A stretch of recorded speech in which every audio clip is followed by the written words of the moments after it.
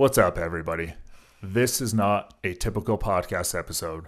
This is actually an interview by an amazing woman named Jennifer. We've built some dialogue, gone back with some Q&A via social media, and she said, hey, I would love to interview you more. I asked for a copy. Here's this interview. I hope you enjoy. There's a lot of good content, a lot of good questions. All right, should we dive in? Get Yeah. to know a little bit more about you. So if you could educate me as I'm coming into this relationship, mostly marriage coaching from obviously a faith origin, a faith intention that's very much going to be integrated into working with others, because I personally believe that is the root of a very healthy marriage. So I could just ask you, what exactly does engineering generational transformation then actually mean in real life or in your definition? So the American Psychology Association released a study that said the behavioral dynamic of a husband and wife will continue on 3 to 5 generations removed from them. So when I say things like statistically your child will have the exact same marriage as you, we have a lot of data on that. Exodus 20, I think it's Exodus 20 or Deuteronomy 20, one of those two, also says that the sins of a mother and father will be passed on 3 to 4 generations removed. And so if we have biblical, the Bible's telling us that generational identity, that dynamic in the marriage, and the American Psychology Association also publishing a study confirms that there is generational identity amongst married couples that's going to be passed on. So if men don't intentionally, and I mean intentionally, change their identity as a man and the culture within their household, they're not setting their children up to have any better of a life and or marriage than they had. So true. Is that kind of, in your perspective, go hand in hand with, breaking generational, obviously dysfunctional generational word right now, ties, but strongholds in a sense? Mm-hmm. For sure. Yeah, 100%. So the idea of engineering, I mean, you use the word engineering, you're basically creating and forming and molding, the the output of that is obviously going to be the final product. From an engineering perspective. Yeah, and that engineering part is it's not on accident. And too many men, they go through life allowing the culture in their household to happen on accident. There's nothing intentional about it. There's nothing engineering about it. They're a leaf being tossed in the wind. And that's obviously, as you're saying, because it has ties to generational past. It's not being either raised with the right direction or the right information, or having it mentored or modeled to them, is what is kind of the aftermath, or I guess the outcome of missed opportunities through the previous generations. Is that a correct assumption? Exactly. Yes. And now there are probably people listening to this, and maybe a man or a woman, and there'll be a man who'll say, I'm nothing like my father. And it's like, okay, you may be exactly like your mother, though, but filled with testosterone. So you're still carrying on that same generational dynamic or curse or whatever word you want to put on it. And a woman may say, I'm nothing like my mother, but she's just like her father in the way she speaks to her husband. And we often forget that a man isn't going to be exactly like his father. He might be, but he could also be just like his mother. And it's going to create a similar dynamic that his parents had, and then their parents had, and their parents' had. Right. I like that transposition of, just having that as a descriptor, because I think that thought, that idea or perspective has probably never crossed most people's minds. So even though they might be born of one obviously male or female sex, the reality is that still takes on characteristics of what their upbringing was, whether it be, the mother, father, vice versa. Yeah, that's I've talked to men who will say, my dad was passive, and then they're, but they argue like their mother. Or I've had talked to gentlemen who was like, man, my dad was such a good guy. And he takes on all the attributes of his mother and the way she argues. So then the husband's arguing the way his mother argued. He'll make sarcastic remarks like his mother did. And he looked at the father as like, man, he was such a good guy. I would love to be just like him. It's like, well, you're bringing in the same dynamic. You married a woman whose biggest idol in her life was her father and was pushing her on like logic, pushing her in a certain direction. So then she's combating with you because you guys are in inverted roles and you have the same dynamic your parents had unknowingly. right. Do you think most people on average, the men that you coach with, do you think that they're aware of that or completely unaware of it till you bring it to their attention? There'll be small parts that they're aware of, but most of it is they're unaware until you really start to call them out and like dive. It's like, okay, this sounds like this sounds like this. How much of an influence were your sisters? And they're like, you know what? They were probably, because I had two older sisters and the way my mom was, the biggest influence. So it's why a guy who's maybe 6'3", big guy can get very catty. When you read his text messages, like you sound like an angry girlfriend, the way you're arguing. Yeah, yeah. I think that's important for people to realize because I guess there's just generalizations and assumptions. It's like, no, once you really dig deeper and put all the puzzle pieces together, what you see isn't always what you get, or you can't judge a book by its cover kind of mantra. Yep, exactly. Well, let me ask you then, was there a specific moment when you realized that men were lacking leadership in the home? I'm gonna go yes. And that was in my own home when I didn't realize that when I was frustrated that I felt my wife didn't respect me and she wanted to make all the decisions. This was like 9, 8 years ago, and it was, again, frustrating, and I did not know why, and I was always trying to change her to be like me. Long story short, I would have ended up being married to a dude, so I'm glad that she's very feminine and that she has these various emotions, but that's when I realized it, and then from there, it opened my eyes and I realized 99% of men have the exact same problem. There aren't any men who are discipled to understand what it looked like to lead their household. So, what encouraged you, or I guess motivated you to put on your heart that you wanted to make a change or make a difference?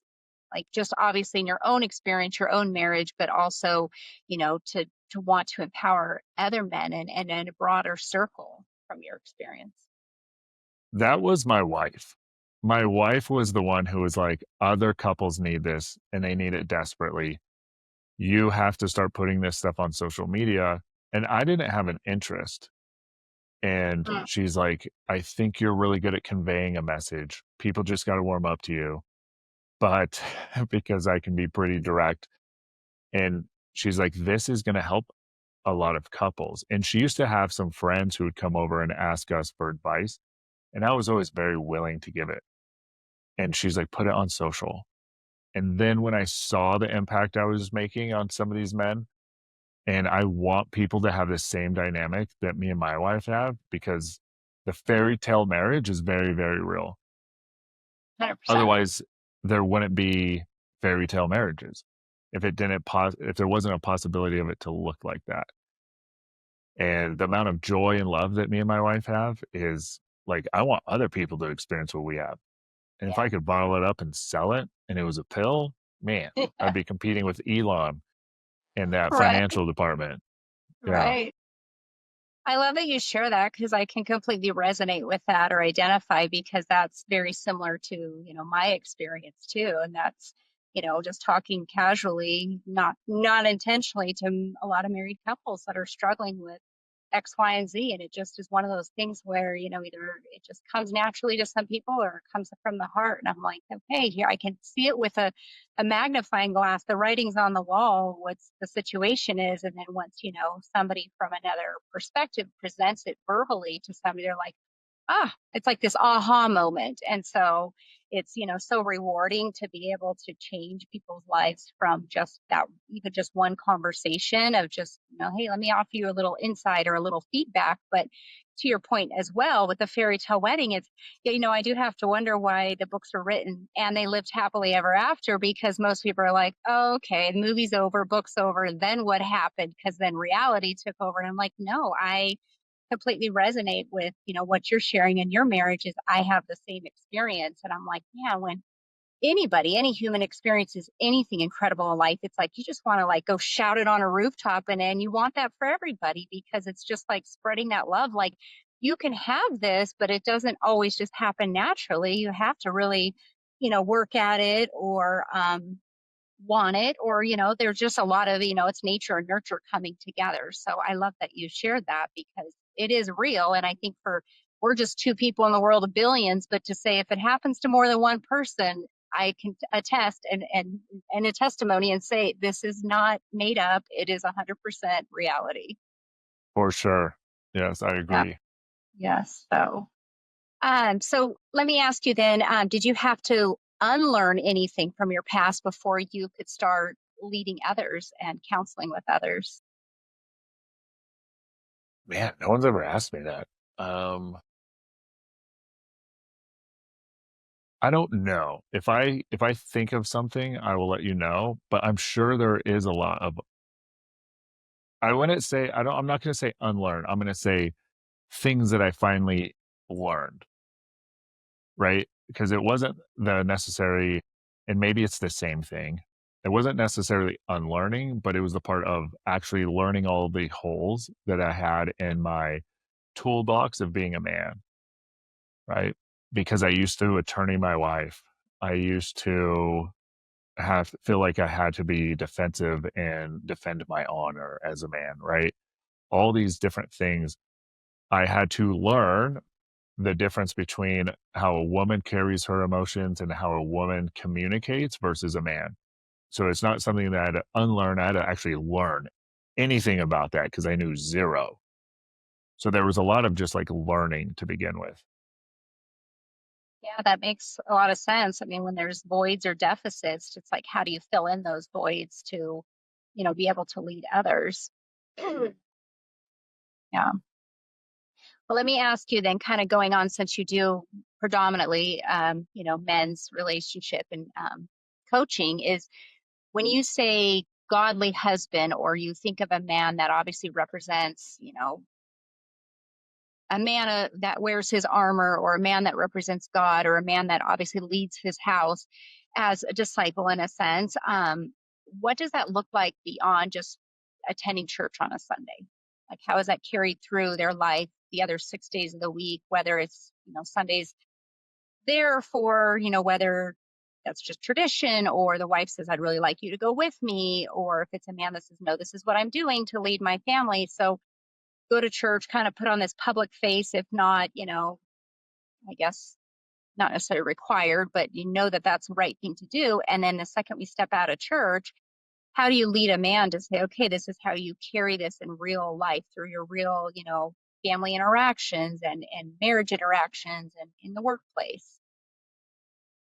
Well, I think you brought up a good point of sometimes people will do it just on Sunday, and your audio has to match your visual 24/7.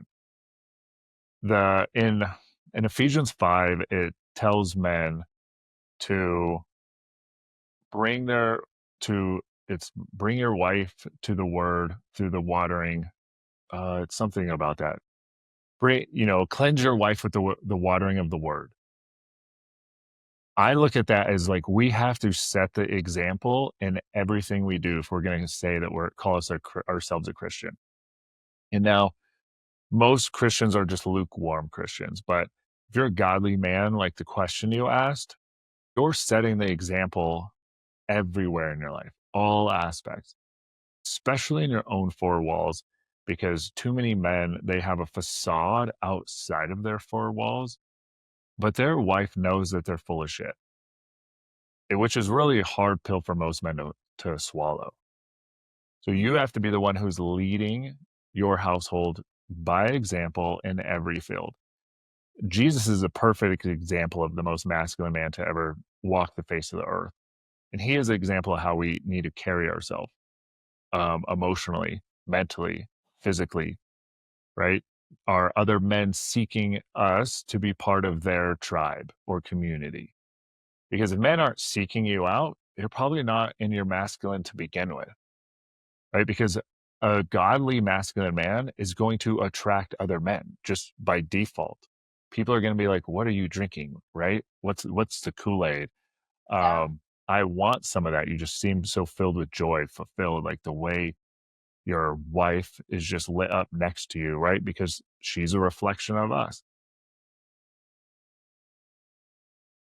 Yeah, that's true. And it kind of goes hand in hand with the, idea of being two-faced in a sense that it's like, okay, you can be one way in a public place and another way, obviously, another face in your privacy of your own home. And that disconnect, I think, is already hard enough for the human heart to try to process because it's just not healthy to be one way and then the other, depending on what eyes are watching. It's so unfortunate that I'm about to tell you this, but the second largest comment that I get in my DMs, so the second most frequent DM message I get is my husband says he's a Christian, but is just terrible at home. And he goes to church, he's in all his church stuff, and then the way he talks to me, using profanity, the things that he does outside, it's sad. And that's the second most frequent DM I get. Appreciate that validation because I think people need to hear that because I think, obviously you're getting DMs, which are private, but for you as a whole to hear that that is a multitude of experiences that tells you it's a common denominator, it's a Mhm. common problem. Yeah. Yeah. And like, I don't want to get DMs from men's wives, but they're putting themselves in these men are putting them in a position where like they're trying to reach out of for something, a lifeline. Like, what can I do to get him to like lead and submit to God? And it's like, man, that is tough.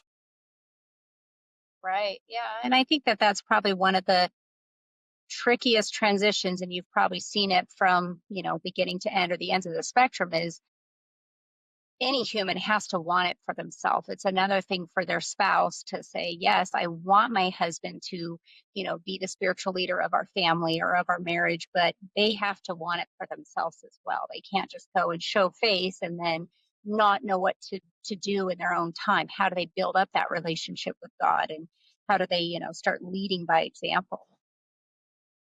Yeah, and you nailed it on the head. They have to want it for themselves. There's a reason why rehab facilities have such a low success rate because they don't want to. They don't want to be sober, right? They're forced into that situation. And that's one of the unfortunate things for the women who send me these DMs is their husband isn't in a place where he wants to change it. Have you experienced in your time of working with your clients, you know, somebody to have that breakthrough, to have that transition? Or does it feel like, some of your clients are just up against a wall the whole time because whether their wives, sent them your direction or if, I guess that's maybe a double-sided question is how they find you and come to you as, a coach is it because their wife wants it for them or because they've reached out? Oof. I think it's like 50-50. The wife reaches out and the husband reaches out. So I got like maybe 50-50. It could be 60-40 in one way. But to kind of the beginning of your question, I've had two men who have joined my one-on-one, and one of them, through his actions, he didn't care and didn't want to change. He would just like no show for calls. Now, this same guy is still in my men's community today and has pulled a 180. He's awesome, and his wife would give a testimonial. But initially, it was because his wife wanted him to change, and he did not care. He was not interested in changing. But over time, God worked on him and his heart. They'll give me credit. I'm going to only take a teeny bit, but he changed. And then I've had one other gentleman who said, I'm only doing this because my wife wants to. I'm not going to change. And like, still just told me this after he paid. Otherwise, I wouldn't have taken his money. And I was like, you got to be kidding me. But I felt in him, there was something about him wanting to change. And this guy was in his 60s. And his wife would tell you that he has changed. And he would tell you that he has changed. But man, he was a piece of stone, granite that you just had to chisel and chisel and chisel away. And I mean, I can understand how whether that happens over the course of time or just obviously different personalities or many puzzle pieces coming together. But the fact that you just those two, clients that you've experienced for you, it just validates the work you're doing because you saw that transformation. You experienced that breakthrough.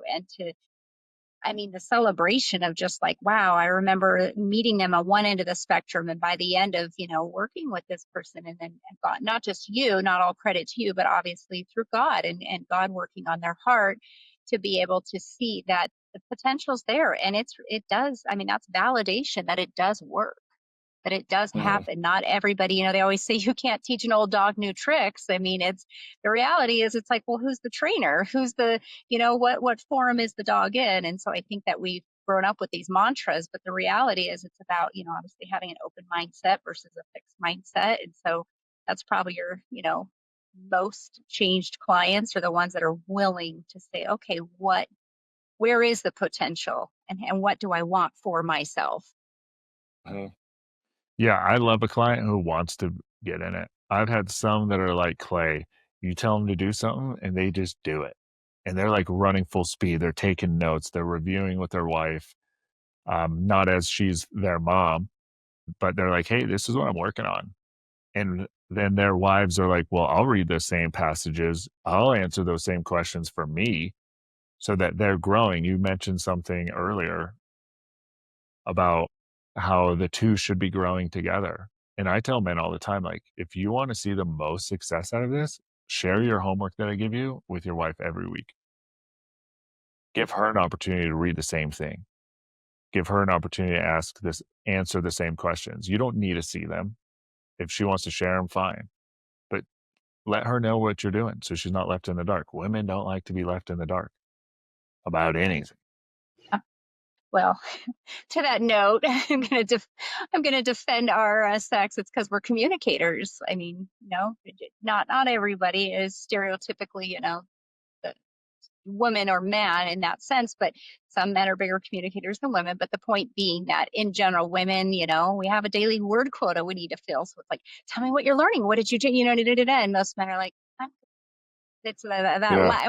I define it as lack of communication, but I think it's more defined as we're just created differently and being able to kind of find that happy medium where we meet in the middle. It's like, okay, a man may not want to share that, what he's learning and stuff, but he's also like, my wife truly genuinely wants to know. And the woman has to learn to stop asking so many questions and wait until sometimes the man is ready to provide the information. So there's always that kind of balance of, trying to meet each other in the middle.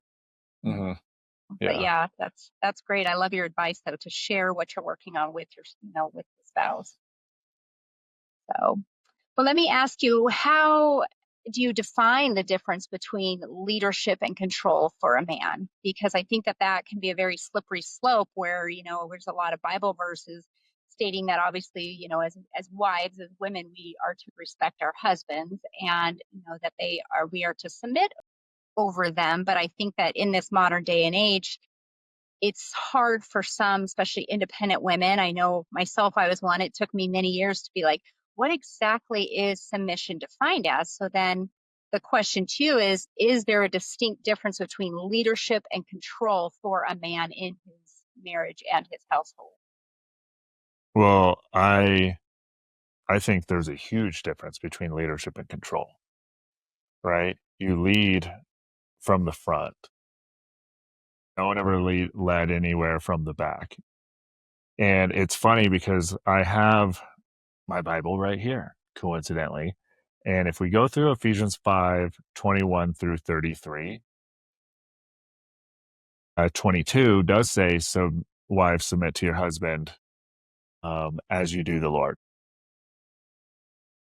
But within verses 21 through 33, the very first verse says, submit to one another out of reverence for Christ. But if we change reverence, we can put submit to one another out of our identity in Christ.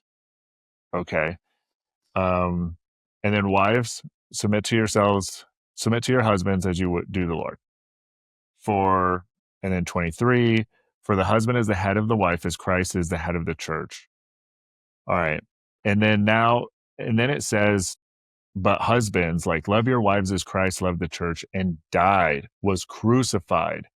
He was tortured. It doesn't say that part, but it says gave himself up for her. But we have to realize he was crucified. A very public ordeal, irreversible. It is permanent. Okay. And then it says that verse that I was thinking of, 26, to make her holy, cleansing her by the washing with the word through the word. And then it says, in this same way, husbands ought to love their wives as their own bodies. He who loves his wife loves himself. After all, no one ever hated their own body, but they fed and cared for their body just as Christ has the church. For this reason, a man will leave his mother and father, and the two will become one flesh. My point is, there's almost more instruction for men on what to do than there is for women to submit.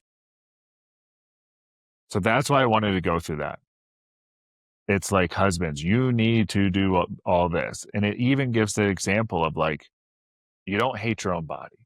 So treat her as your own body as well, just as Christ does for the church. So what does that submit? When it says for her to submit, 1 Corinthians 11:3 tells us that Christ is the head of man, as man is the head of his wife. But if we are not submitting to Christ, how do you expect her to submit to you?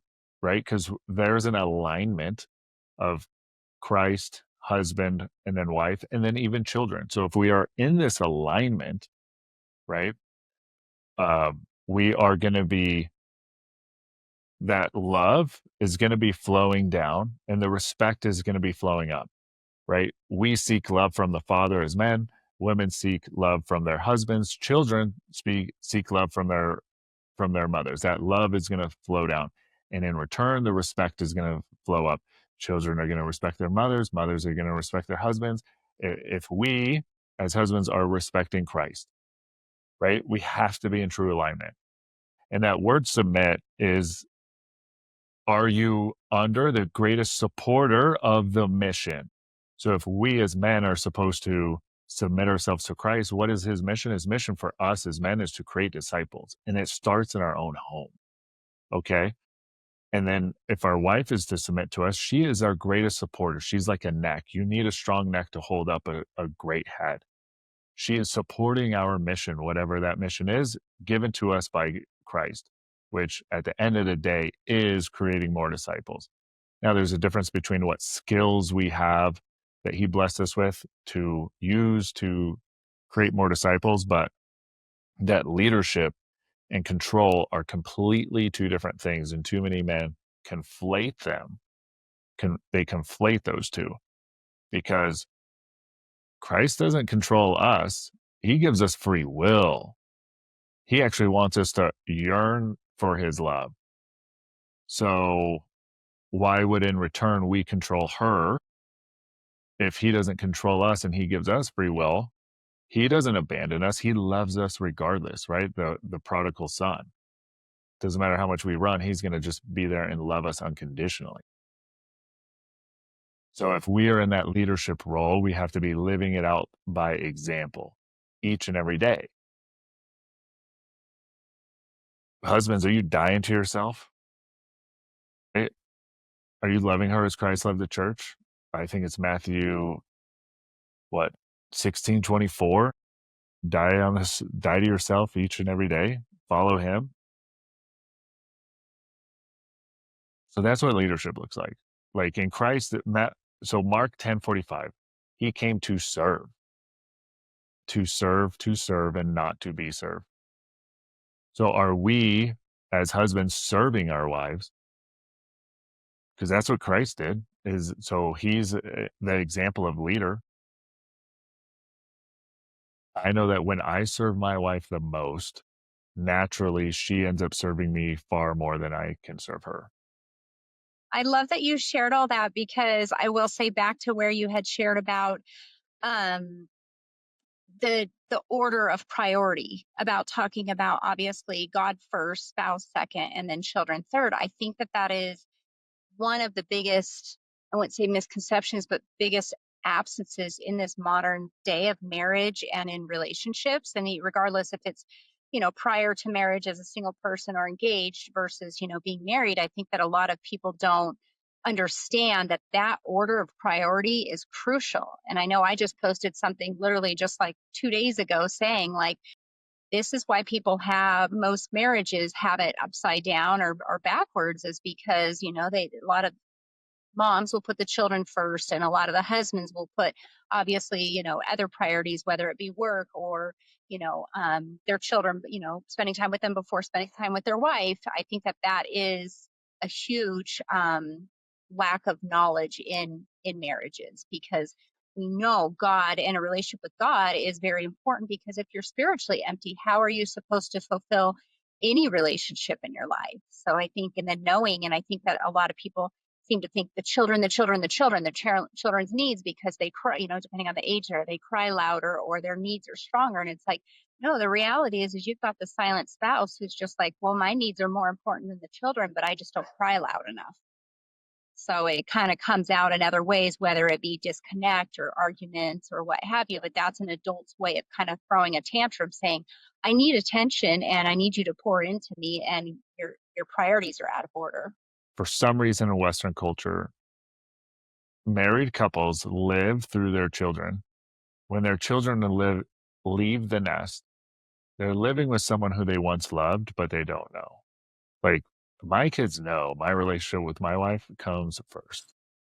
100%. And I think that that, kind of goes hand in hand. I appreciate that you shared earlier that it's, for children to respect, either their mother or their father it doesn't have to be verbally said to them. Like, don't talk to your mother that way. You should respect her.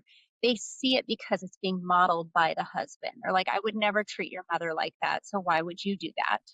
So I think, just obviously by leading by example, that's a perfect leadership, attribute to say, I don't need to verbally raise my children, with these exact words. I think they're seeing it's being modeled for them. So kind of going on to just, I guess getting more in the roots or the depth of more practical leadership in the home. In your advice, what are like just three tried and true daily habits that can separate like a strong husband from a passive husband? Just three daily habits that garner that strength. One of the things for me is I'm always aware of my wife's emotional anxieties.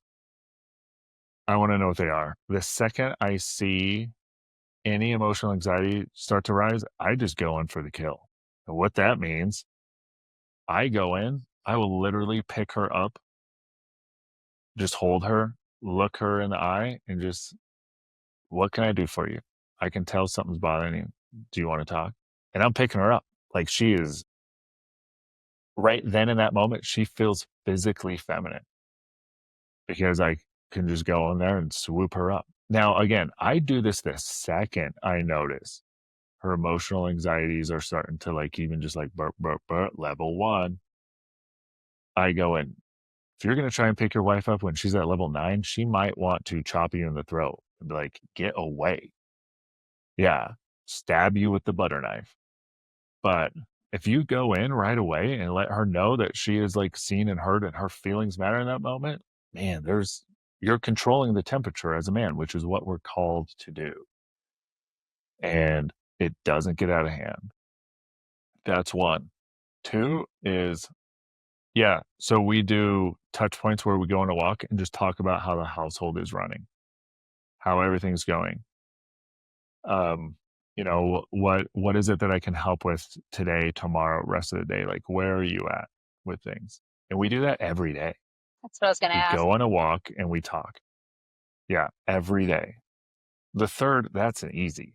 Almost forgot. The third is I actively pursue my wife every day. Every day I pursue her with multiple physical touches, and they don't even all have to be sexual. I will romanticize her, tell her words of affirmation, words of appreciation, give her twirls every day of the month. I will kiss her, kiss on her, make her laugh. It's a turn on for her when she's laughing. Like I can get her to laugh. Like all that stuff is an everyday thing in my household. If I'm the man of the house and like I want to pursue my wife, why wouldn't I do it every day and constant throughout the day? Right. I call it the metaphorical foreplay. Like because women operate different, right? They don't want just butt grabs all day. So there's all these other things where the reason I call it metaphorical because it's important to her. It may not be important to us because the way we're wired, but it's important to her. So are we doing all these touch points all day? And I love that you're aware of that and that, that is a daily habit because to your point exactly, as men and women are wired so differently and that are, this kind of goes hand in hand with, teaching married couples about intimacy. And it's like, okay, intimacy defined by a husband is going to be defined completely differently by a wife. And so to be able to say, okay, to be able to understand what the intimacy means for each other is how to kind of, again, getting back to the ultimate goal of meeting in the middle and what's that happy medium, because it's not just about, I mean, love language is one component of it because obviously it's crucial, I think, for any spouse to know their spouse's love language because that's to them what speaks love. If you're not, speaking their language, then whatever effort you're putting in, whether it be every day or very infrequently, it's just kind of over their head. So it has to Hmm. be something that resonates. But yes, to the point of the ultimate goal is to have that connection. And that's what God designed is to have that intimate connection is it's not just the act of one moment, it's the multiple touch points every single day that show your spouse that, you love them and care about them. And you're not just trying to obtain one and done goal. Yes. So I And I agree. So passive men aren't doing any of those three things, which is why they're passive. agree. And then when you talk about love languages, one of the things that I tell men all the time is ask your wife what her love language is. And if she says acts of service, I'm going to go with you're not serving her because I bet you when you first met her, her love language was not acts of service. It might have been like third, maybe even fourth, maybe even last. But it has transformed over the years because she's carrying all the weight of the household. It's true. And that goes back to, I don't want to go down a rabbit hole, but our initial conversation, we were talking about why, and especially in your experience, what you've witnessed with working with men is their wives are so dysregulated and they're, basically their nervous system is so fired up and just kind of, the neurons and synapses at all time are just in survival mode. And so to say that if a man isn't providing those acts of service, whether it's, doing a portion of the housework, helping with the children, whatever those, that delineation needs to be in that, their specific marriage is to say that obviously if a woman is doing all the work, then that's why her nervous system is just so frazzled. So to be able to come in and she shouldn't have to ask you to do X, Y, and Z. You should just take the initiative as, a man leading your marriage and leading your household to say, hey, this is not my wife's job, and she doesn't need to ask me to do these things. I saw it, I noticed it, and I took action. And that's Exactly. not so much the relationship. I'm just talking in general about like the responsibilities of running a household or, taking care of, raising children. So I I think agree. that, yeah, there is a big, and I don't want to go again too much down the rabbit hole, but I think that in my experience, what I've noticed is that disconnect where men assume, well, I'm the breadwinner, I'm going to work every day making money. Therefore, when I come home, I get to just completely shut down. My dinner is served to me, and I'm just physically here, but not emotionally and mentally here. And I think that that's where the disconnect is because, you know, children need to see that their dad is very involved in their daily activities. So it's a joy for them to be home from work for the at the end of the day or whatever their schedule is, and in that time at home to make that time to be as present as possible.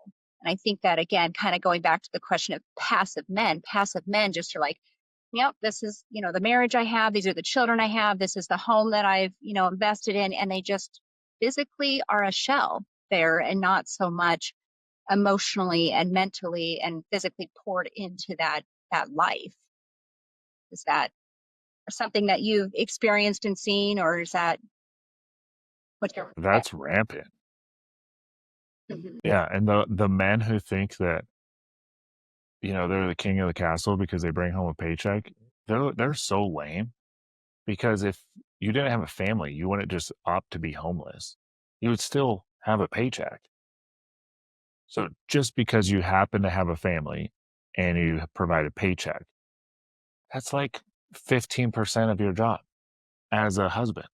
Like, whoa, you know, you're not the cheerleaders and the band, they're not coming out for you, bud, just because you bring home a paycheck.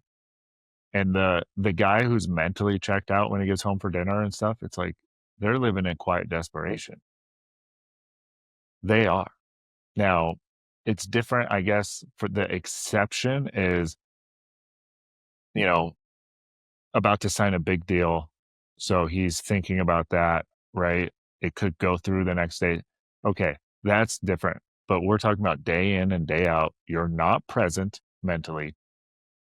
Like it is you who controls the culture in your household, like what we talked about in the beginning. You can either let it happen on accident or you can control it. And a lot of men just go with the motions and it's sad.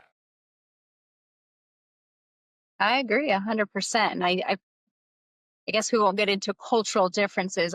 We're just going to hyper focus on obviously the Western world and what we experience here domestically. That just wanted to kind of hit the nail on the head when the difference in defining a strong husband versus a passive husband. Obviously, your three daily habits that I think are crucial, that I think that men have never been mentored towards to understand that, and obviously being very, very observant and aware of a woman's emotions because that's how we communicate non-verbally, I think is, something that men need to be definitely mentored in because they I agree. passively go through the day and they're like, I had no idea. Why are you so upset? And at that point, the ship has already sailed. Yes. And So excuse my verbiage, Jennifer, but the men who say that are just so gay because, and I'm going to tell you why. It is you have a backlog of data living with your wife for 5 years, 10 years, 15, 20 years that you should know her P's and Q's of what causes her to get this emotional anxiety. Like, you should know before it's like, well, she just stopped talking to me. And every now and then when she gets upset, she stops talking to me. It's like, well, what was the 5 steps before that of why she stopped talking to you?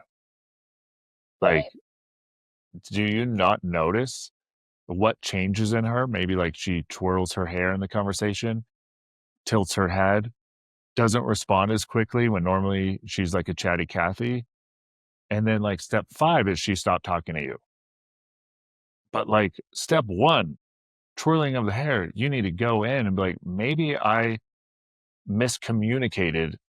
I just want to clarify because that caused some sort of stress in her, some sort of trigger, some sort of emotional anxiety.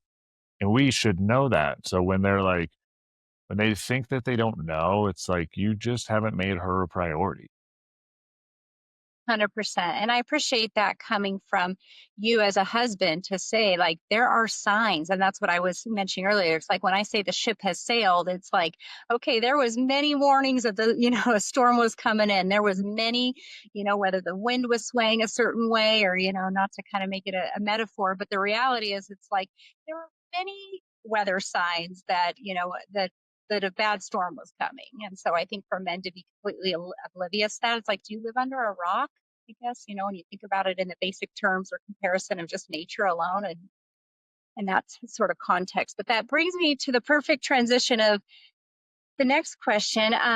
So what happens then when a man disagrees, or that when I should say when a wife disagrees with her husband? What happens? Like as far as this is kind of segueing right into a disagreement. It's like, you didn't know I was upset. You didn't sense it. You didn't pick up on X, Y, and Z. So how does a man then navigate and kind of change the course of the ship from there? From, there's a disagreement. How does he lead without turning it into an argument? How can he change that territory or navigate that, I should ask? Well, what men need to learn from the story of Adam and Eve and take 100% responsibility for their actions, right? A- Adam, comes to the garden, Adam hides. God calls for him. He says, I'm hiding because I'm naked. And he said, who told you that? And he doesn't even answer the question. He just goes, he blames God and Eve. He says, that woman you gave me ate from the tree and then I ate it. So right away he's deflecting and he's putting blame on two other people and not taking any responsibility for himself. Anytime I tell a man to reconcile, it's like, dude, you got to reconcile. It's 100% we take ownership over our part. 100%.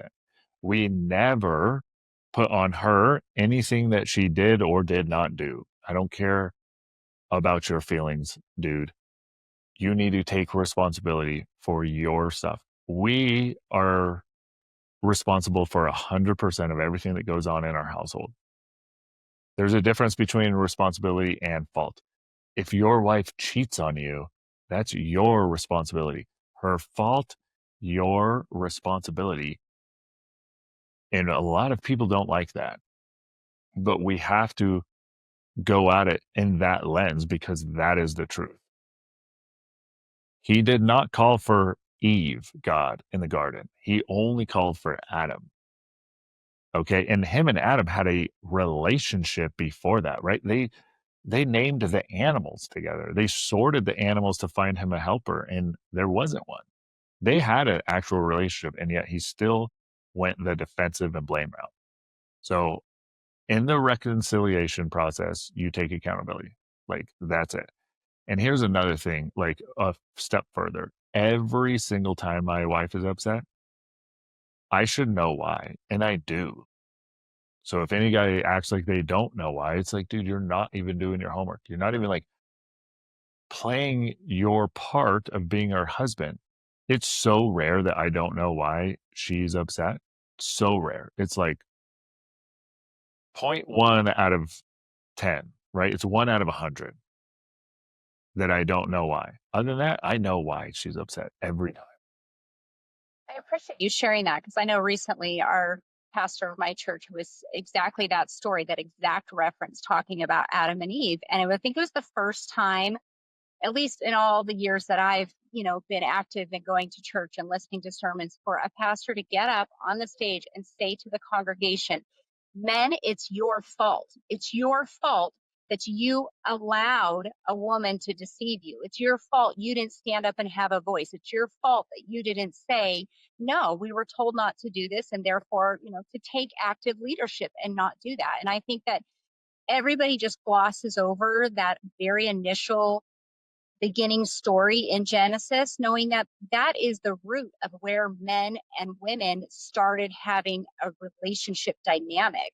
And to be completely unaware of that and just saying, well, the women are the one, they're the serpent, they're the always, the ones that are leading us astray. And it's like you have enough gumption, enough intelligence, and enough leadership to say, no, we're not doing that because, and give your, obviously justification of why, because you're leading your wife essentially into, obviously the right direction. Again, going back to who is navigating the ship.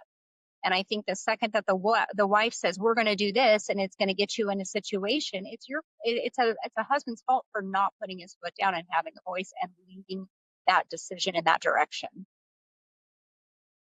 completely. So that kind of leads to the next question. How so when a man has basically failed to navigate with that leadership, how does he rebuild trust? How does he navigate from there? Change, kind of change the course. Consistency over time. It's the only thing that rebuilds trust with a woman is being consistent over time. And that timeline is between her and God. Men, we don't get to dictate the timeline because you've dug yourself a hole. And even though you may have thrown in a little bit of dirt, like how long have you been not leading? How long has the weight been on her shoulders and in her pack? So it's going to be however long, however long she wants to take. And that's just the truth. So the answer to your question is consistency over time is how you rebuild trust. I love that. And that goes hand in hand with when there's infidelity and, trying to work through that dynamic as well is, being where those missing puzzle pieces were in the marriage is to, obviously put the pieces in there and be consistent with, what, I've got you, I've got your back, I'm here to lead you. I mean, they wouldn't define it or say as proving themselves, but obviously it's just building trust, essentially. It's I trust you. You've been consistent enough that I can rely on you, that you are dependable. That's, and it kind of goes back to the verses, like God always says to us, I will never leave or forsake you. And I think that men miss that because, they say I do and then go on with life and life gets stressful. And it's like, no, women and wives should know I will never leave and forsake you, the same as my Father in heaven, because I've got you. I've got your back, regardless of what life throws at us.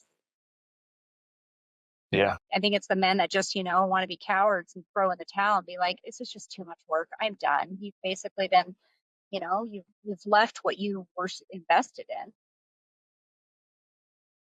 or not invested in, I should say, but Yeah. kind of moving on to just real problems that men face from your experience or, what you've seen from your clients. What are the most common, like micro failures, just small little things that men are doing that they're failing in marriage?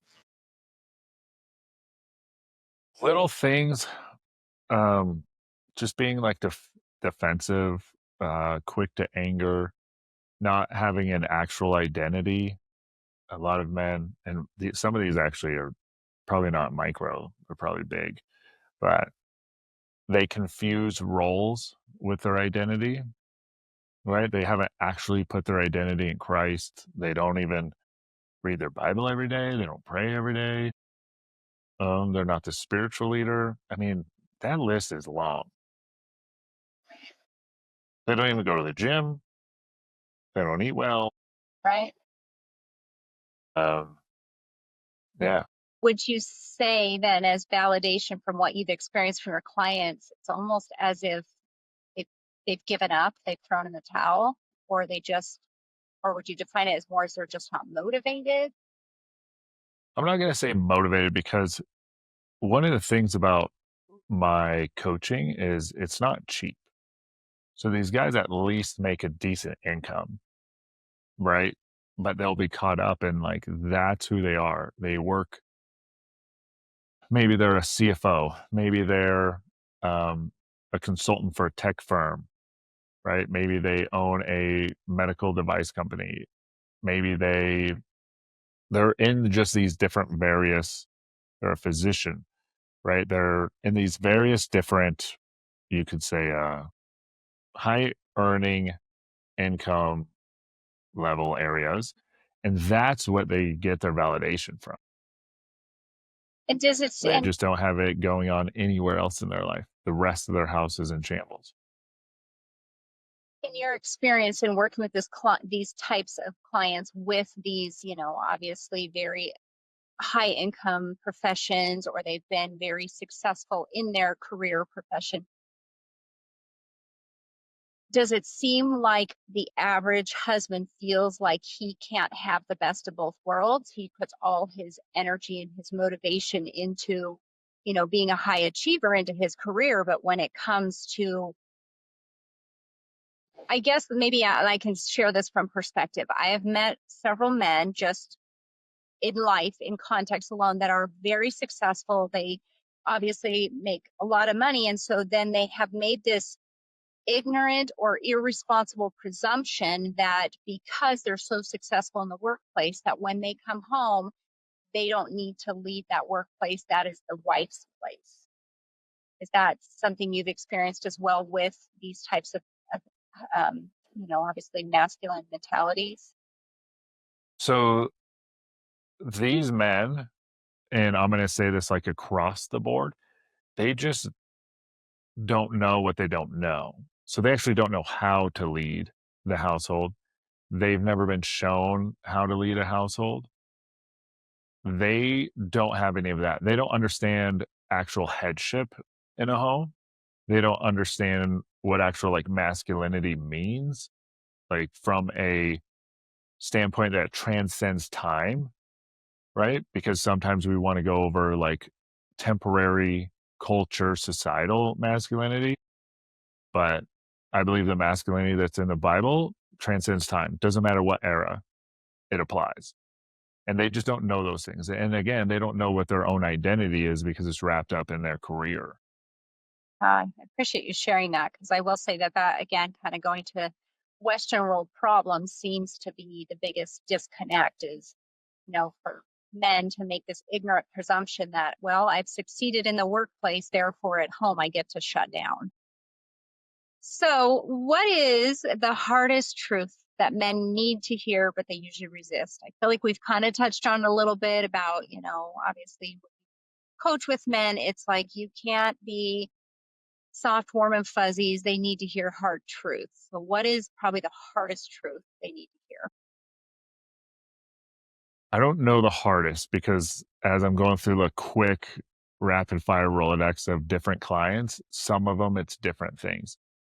Some of them is they act like a woman, and that's not a knock on women. It's just women communicate different, right?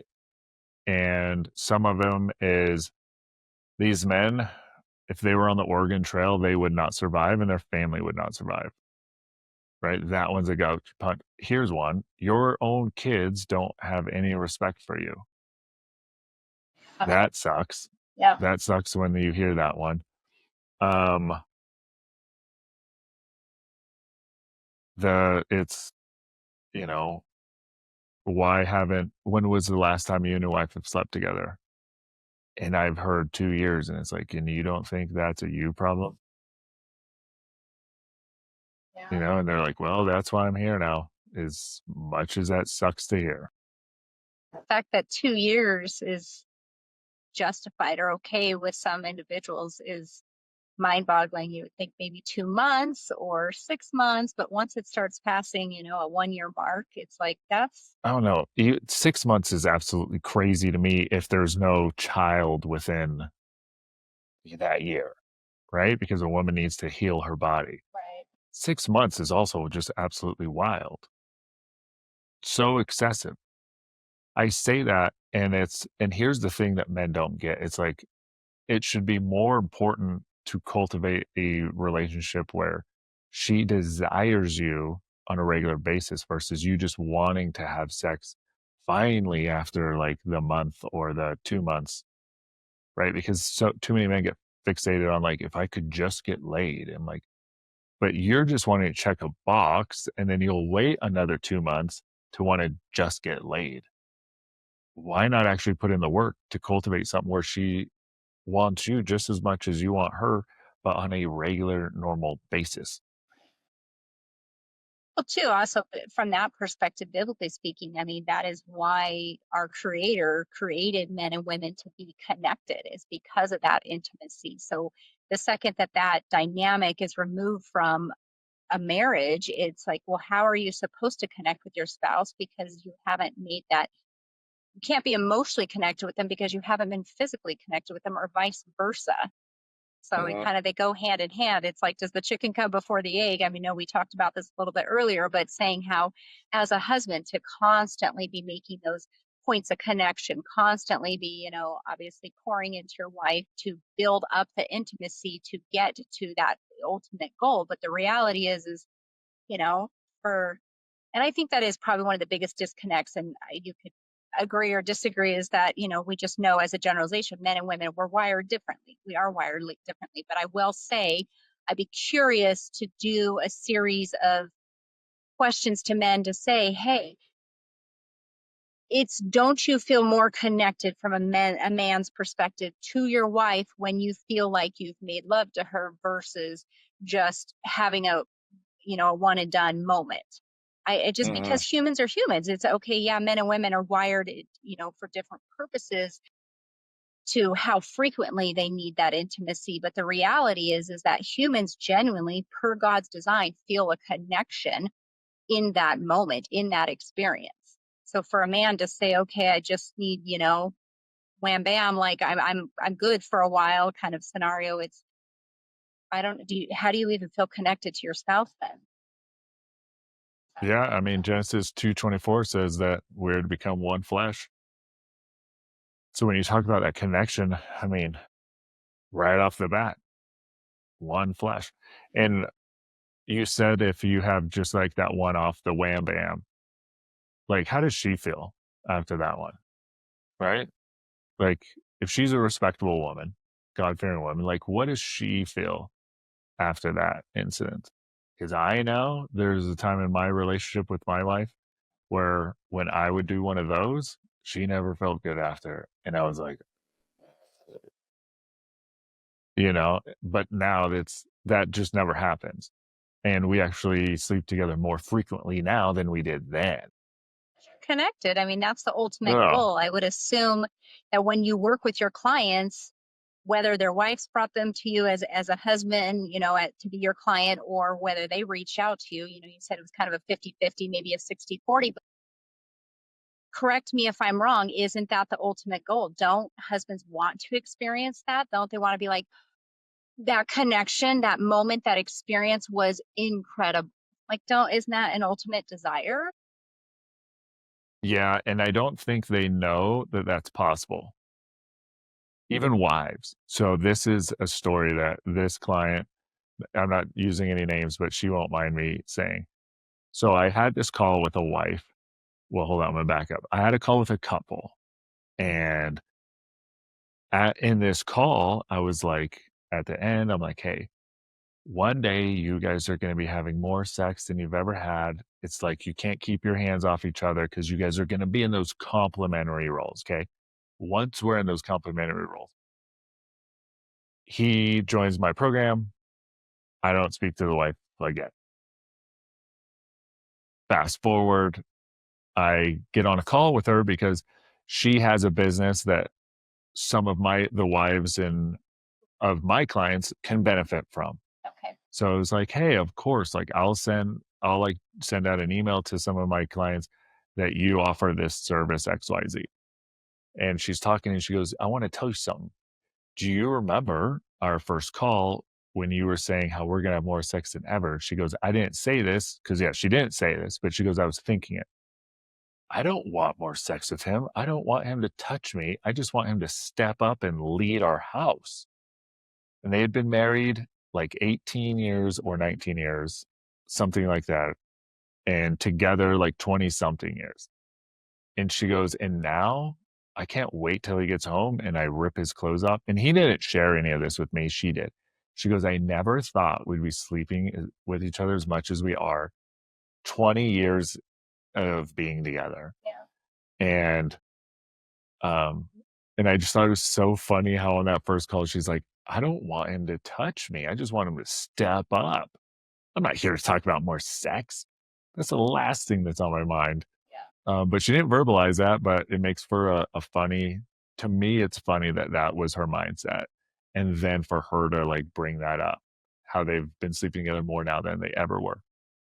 Maybe not ever, right? Especially if you're meeting in your early teens. But yeah, I those are the appreciate cool stories. Yeah, I was gonna say that's why I Yeah. love, the work that you do and being able to see it, as I mentioned initially, was from, point A until, I don't know if you would say it's point Z because we're always a work in progress, but to see that full spectrum of change. And that, I think, that's the beautiful blessing about coaching and working with people, even something they didn't even initially have as a desire for themselves, to say, oh my goodness, these are all the benefits that came out of it that I could have never even had a vision for.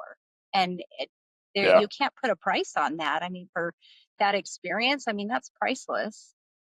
And I mean, that's essentially Yeah. the goal, is living your best life. It's like, we don't age in life with a spouse, till death do us part, to just grow apart and say, oh my goodness, this is the loneliest, most unintimate, most, I guess, nothing to look forward to type of relationship. So when you're like, wow, I can't wait till my spouse of X amount of years, it doesn't matter if it's 5, 10, 30 years, walks through the door, and to have that impact and to have that connection, I mean, that's priceless. That's Yeah, that's why I'm always surprised when I talk to couples and I'm like the same thing. And I'm like, okay, well, you guys are navigating your worlds two completely different directions. When you're just talking about, your intimate life, like, how are you okay with that? How are your standards so low that you're okay with not even having it be a top priority in your life? Because the Hmm. reality is, and you've probably experienced this too, is more, obviously, disagreements and arguments and connections are happening because that is the root of why God designed, exactly to you said, scripture reference of one flesh. Two are to become one. So instead of living in your own two, worlds and universes of everything you've got going on, once you can make that connection point, like all the other, attributes that come with that, whether it's from life and how you, go about how you navigate life, once that connection has been made, it's priceless. Yeah. Yeah. I agree. And I think most men, it's kind of the old, again, mantra is that men go to their bachelor party thinking, oh my goodness, I'm only going to be with one woman the rest of my life. This is going to be awful. And not, I don't know what percentage of, that's mindset is, or even women think it too. So it can sway both ways on both sides. But the reality is, it's like, it's a perspective issue. I mean, they think, okay, well, it's just one person, but how deep that connection can be with that one person after how many years? How do you put a price on that?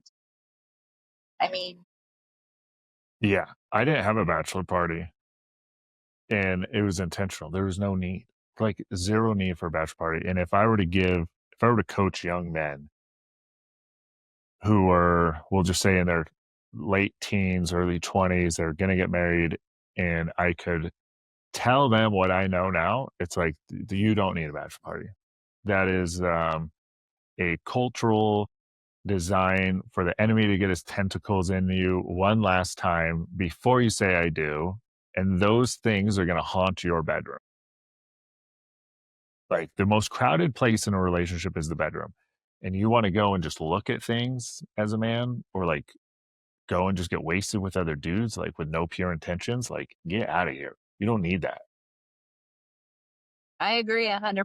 And I will say, I don't know what ratio or percentage over the course of time, it seems like there's more co-ed bachelorette parties, if that's even necessary, just to kind of have more couples together and just exploring life and making those memories before, obviously having the big wedding day. But I think it's a mind shift issue where they think, this is my last hurrah, this is my last. But the reality is, if you've already been dating somebody and you're engaged to them, and your mindset is, I am married for life, I'm married to this partner, the fact that you want to go and throw a wrench in that at all when you're already in a committed relationship, regardless if it's legally binding or not, I think that's where the disconnect is. And I agree with you. It's a cultural issue. Yeah. Because when you are connected, when you're connected emotionally, when you're of one flesh, when you are growing together, you're the single greatest sexual experiences you'll ever have is going to be with your wife talking to men.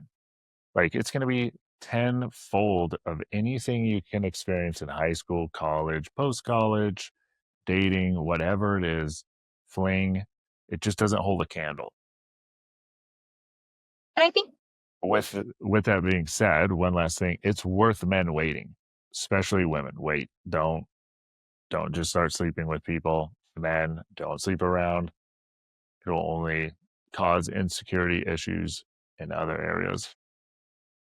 I agree 100%. I feel like that could be a whole nother topic of conversation because Yes. starting with, again, going back to the common theme we've talked about, again, just misconceptions or I guess deviations in our Western culture that, young men and even young women have been raised with is the ultimate goal is marriage for life, the partnership for life, to do it in God's plan, to do it with, the way that God has designed it for both a man and a woman equally.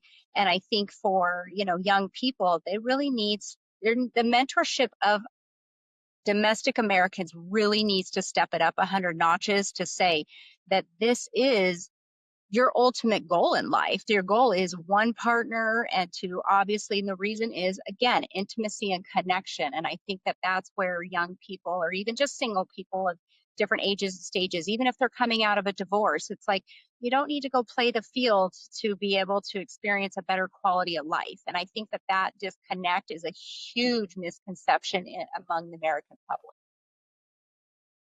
I completely agree.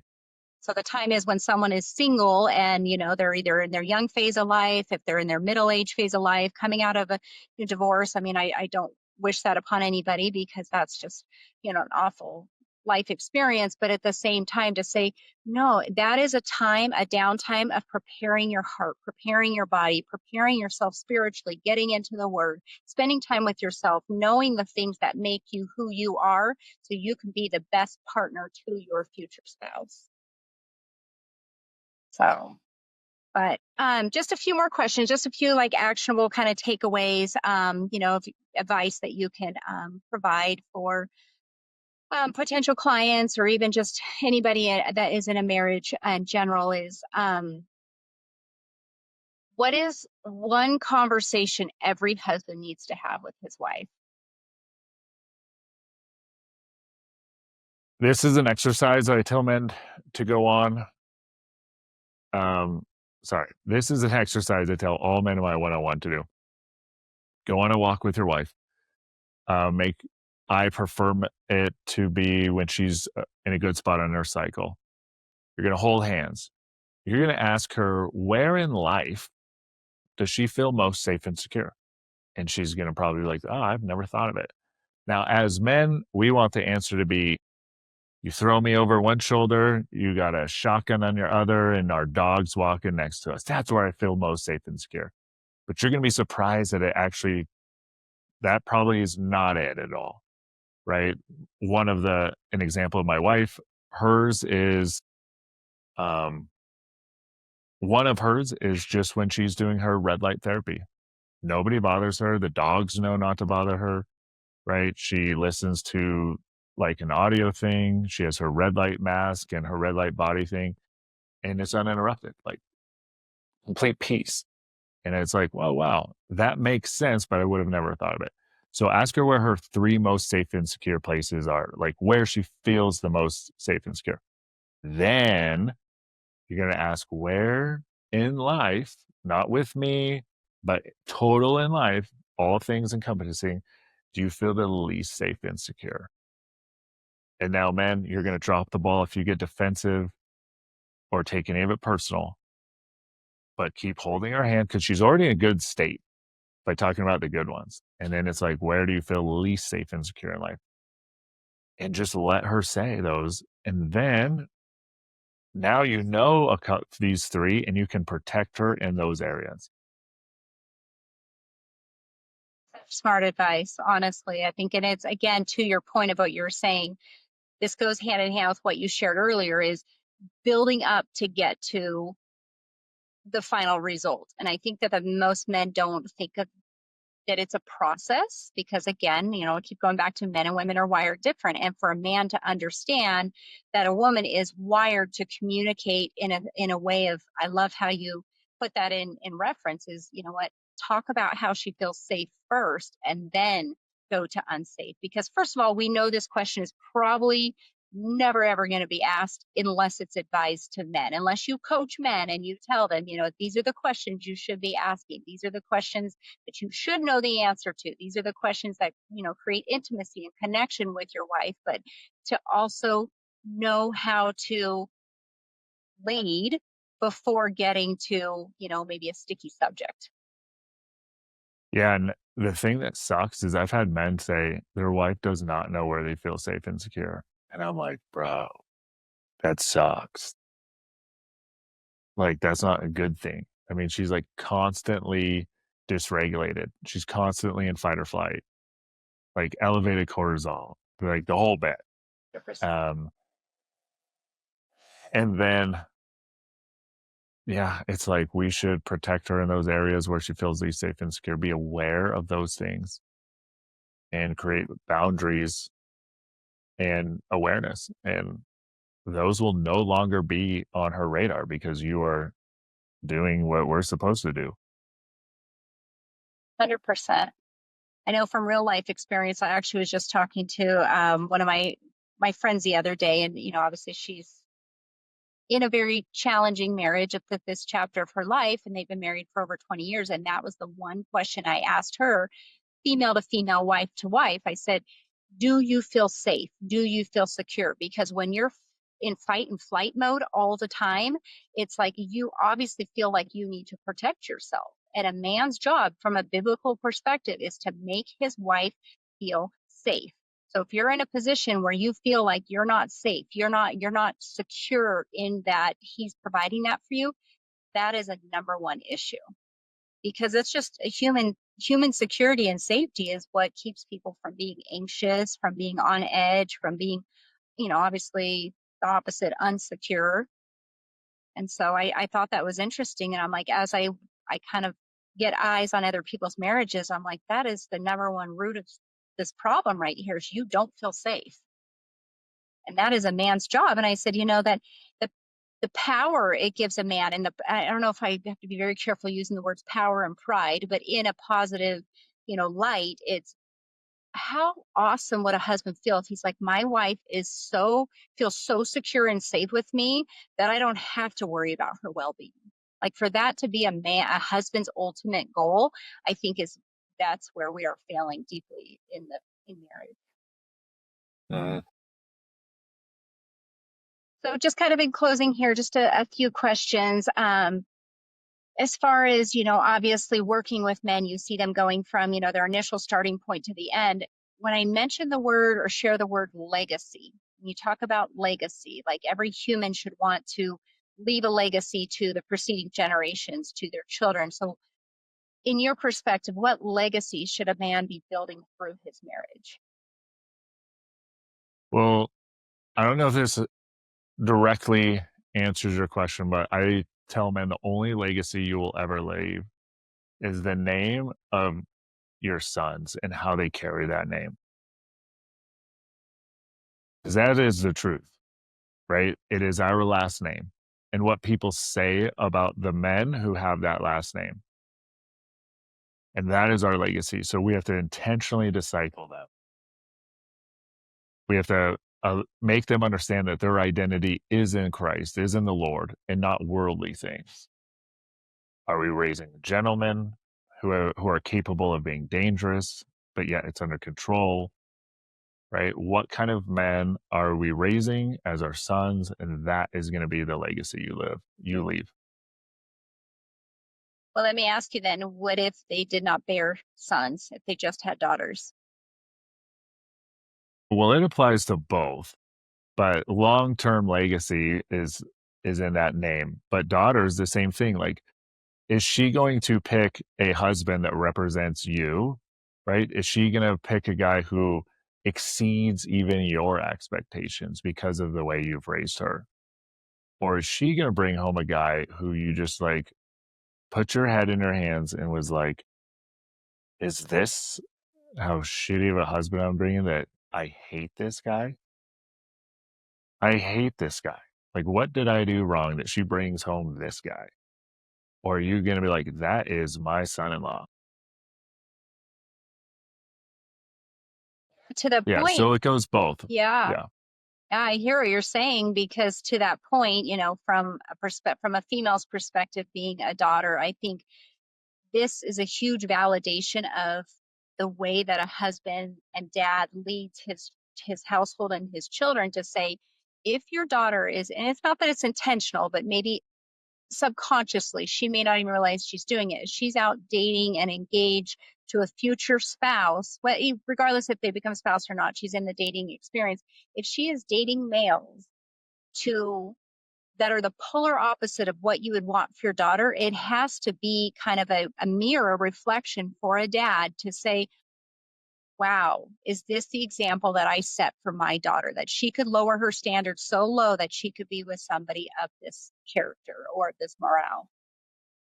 So I think when you're talking about legacy, it's like, okay, did I empower my children with enough love and connection and security as a dad, as a man, to say, I don't want anything less than what my dad was.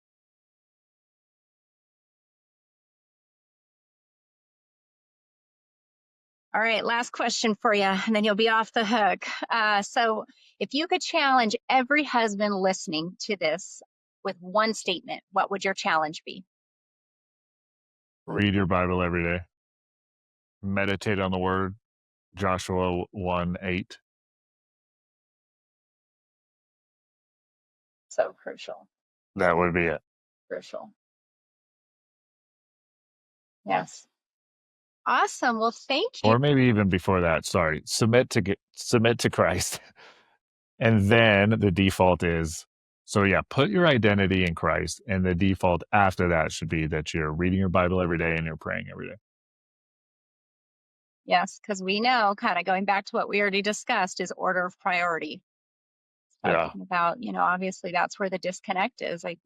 Just as a kind of conclusion or summary, as a generalization, I think as the Western world, as Americans, we see that work is becoming the number one priority, and work and facing the phone and any other distraction than just obviously making that time, whether it's 15, 20 minutes, but something that is having being in the word, being in prayer, praying for your day, praying for your wife, praying for your children. Just, I think for a lot of men, it's I know from my experience alone, I expected, oh, well, you're supposed to be the spiritual leader, so you're supposed to do da da da da. And those expectations, it's one thing to have them. It's another thing, again, going back to just seeing them modeled out, to seeing them lived out, to say, you know what, I don't need to see you reading your Bible. I don't need to see you sitting in prayer, but you can tell by, the outcome of how they lead their life,